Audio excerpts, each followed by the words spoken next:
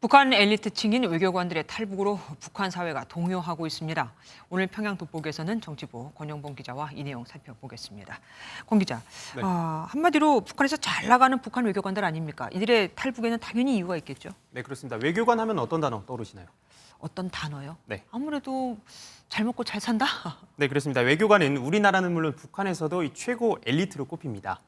아는 만큼 보인다 이런 말이 있죠. 네. 똑똑한 사람이 넓은 세상 밖에 나와 있으니 자연스럽게 여러 가지 생각이 들겠죠. 네. 고립된 북한의 상황과 김정은 체제에 대한 염증을 체감하기 아주 쉬운 여건입니다. 네. 돌아가도 희망이 없다는 걸 누구보다 잘 알고 있을 테니 동요할 수밖에 없겠죠.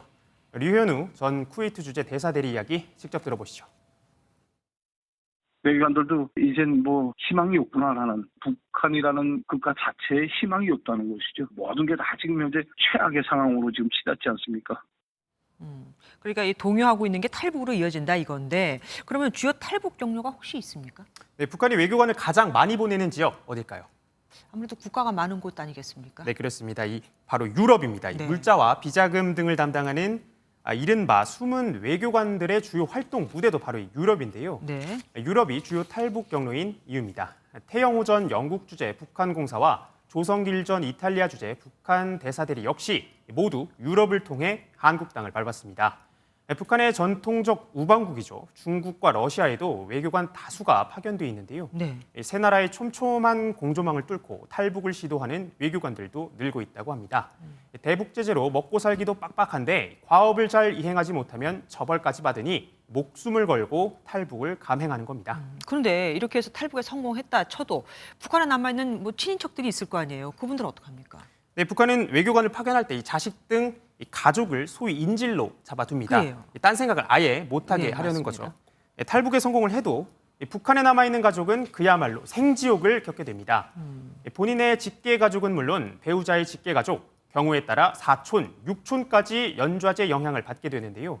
정치범 수용소로 가게 되면 죽을 때까지 사실상 못 나온다고 보시면 되고요. 네. 열악한 환경 속에서 배신자로 낙인 찍힌 채 집안 전체가 멸문을 당하고 말 그대로 목숨만 유지하게 됩니다. 그럼에도 불구하고 목숨 걸고 지금 탈북을 하는 거고, 그럼에도 불구하고 또 북한에서는 계속해서 처벌을 강하게 하는 거고, 반복되는 거네요.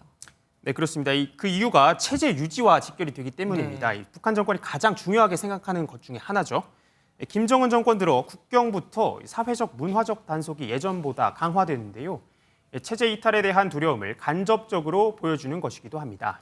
특권층이자 기득권층인 외교관조차도 체제를 등진다는 걸 깨닫는 순간 북한 주민들은 크게 동요할 수밖에 없겠죠. 네네. 아랍의 봄에 방아쇠가 된 제스민 혁명과 같은 민중 봉기가 일어나서 정권 붕괴까지 이어질 수 있는 겁니다. 전문가 의견 들어보겠습니다. 이 체제에 대한 지지라든가 동조를 했던 여러 부분들에 대해서 굉장히 이제 형식적인 이제 태도를 취하는 이제 방식으로 이제 변화가 되는 거죠. 북한이 언제까지 주민들의 귀를 막고 눈을 막을 수 있을지 좀 지켜봐야겠습니다. 지금까지 권영봉 기자와 함께했습니다. 안녕하세요, 김주하입니다. 공정하고 신속한 MBN 뉴스 유튜브를 통해서도 만나보실 수 있습니다. 특히 더 많은 뉴스와 라이브를 보고 싶으시다면 오른쪽을 눌러서 구독하시면 됩니다. 어렵지 않죠? 빠르고 정확한 뉴스로 계속 찾아뵙겠습니다. MBN 뉴스를 시청해 주신 여러분 고맙습니다.